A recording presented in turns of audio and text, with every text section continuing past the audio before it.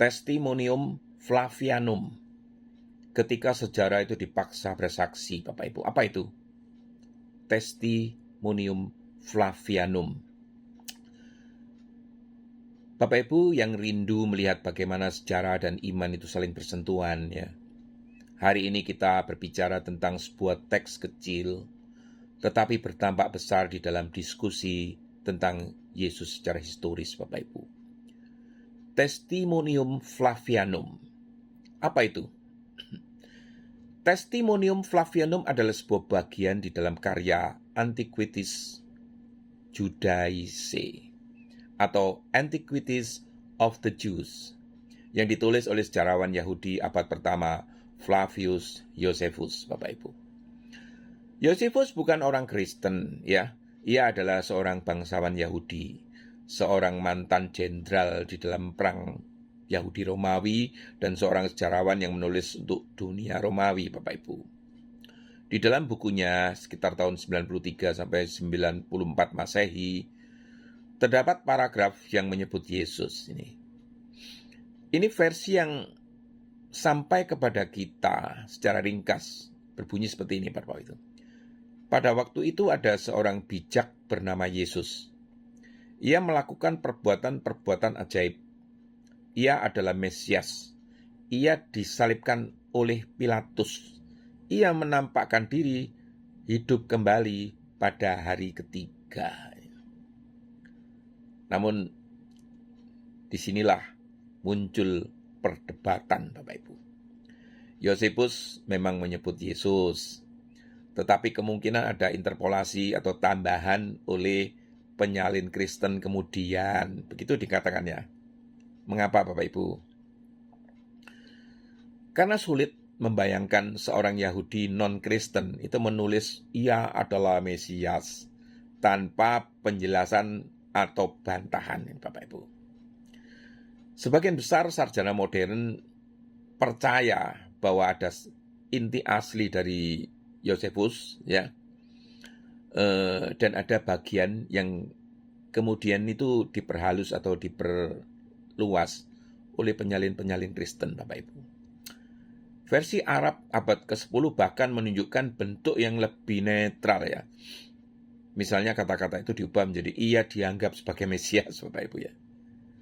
Nah, Bapak Ibu dan saudara-saudara yang terkasih, ya, di luar Alkitab, di luar gereja, di luar pengakuan iman, seorang sejarawan Yahudi itu menulis. Bukan untuk memuliakan Kristus, Bapak Ibu. Bukan untuk memberitakan Injil. Bukan juga untuk membela gereja, Bapak Ibu, ya. Ia menulis sejarah bagi Roma. Namun di tengah ceritanya tentang raja, perang, dan pemberontakan, nama itu muncul. Sejarah tidak dapat menghindarinya, Bapak Ibu. Apa sebenarnya ini, Bapak Ibu? Batu yang tidak bisa dibuang ini, Bapak Ibu. Josephus menulis tentang banyak tokoh. Sebagian hilang di dalam debu zaman. Sebagian hanya catatan kaki, Bapak Ibu. Tetapi Yesus, ia muncul di dalam teks non-Kristen. Ia muncul di dalam catatan Romawi. Ia muncul di dalam tradisi Yahudi. Mengapa, Bapak Ibu? Karena ia bukan mitos yang lahir dari legenda abad keempat, ya. Ia adalah pribadi yang berjalan di dalam sejarah, Bapak Ibu. Salibnya itu bukan simbol fiktif. Itu terjadi di bawah pemerintahan Pontius Pilatus. Dan bahkan pena yang tidak percaya terpaksa menuliskan namanya ini, Bapak Ibu. Inilah yang dimaksudkan sebagai interpolasi dan kedaulatan Allah itu. Ya, mungkin ada tambahan, ya, dari tangan penyalin Kristen, ya.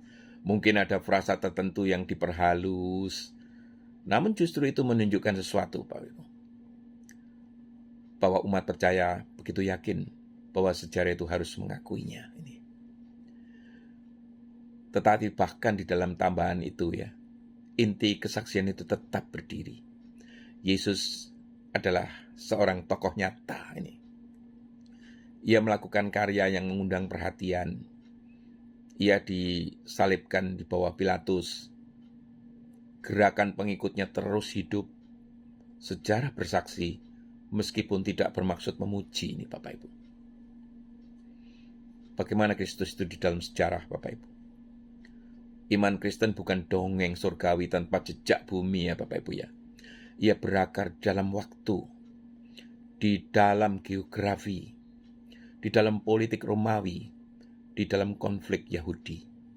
Itulah sebabnya Injil menyebut Herodes, Pilatus, Kaisar, Imam Besar. Di dalam Yosefus, tanpa niat menginjili, mengukuhkan bahwa Yesus itu bukan bayangan Bapak Ibu. Apa makna profetisnya bagi kita? Bapak Ibu dan saudara-saudara, Testimonium Flavianum mengajarkan kita sesuatu yang besar. Allah tidak takut diuji sejarah. Iman Kristen tidak bergantung pada dokumen rahasia. Ia berdiri di dalam ruang publik, di dalam terang publik, Bapak Ibu. Jika Yesus hanya legenda, mengapa sejarawan Yahudi menyinggungnya? Jika ia hanya guru kecil di Yudea, mengapa namanya melintasi kekaisaran Romawi?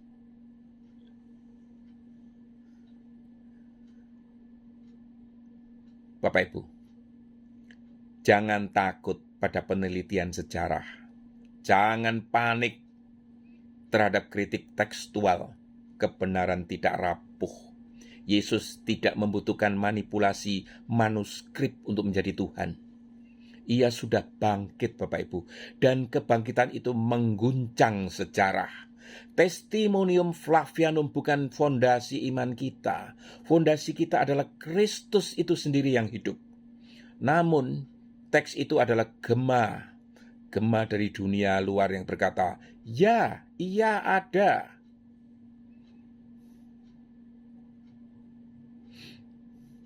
Seorang Yahudi yang tidak percaya menulis tentang seorang yang tidak ia sembah. Tetapi 2000 tahun kemudian nama Yosefus dikenal karena ia menyebut Yesus. Inilah ironi ilahi. Sejarah mencoba mencatatnya sebagai satu tokoh, namun ia adalah poros sejarah itu sendiri, Bapak Ibu. Testimonium Flavianum adalah bisikan sejarah yang menyatakan kata-kata ini, Yesus ada. Injil adalah teriakan iman, Yesus Tuhan.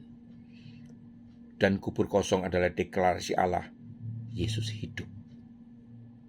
Kiranya iman kita ini bukan sekedar bergantung pada kesaksian sejarah Bapak Ibu, tetapi pada perjumpaan pribadi dengan Dia yang namanya tidak dapat dihapus di dalam sejarah maupun dari hati kita. Amin.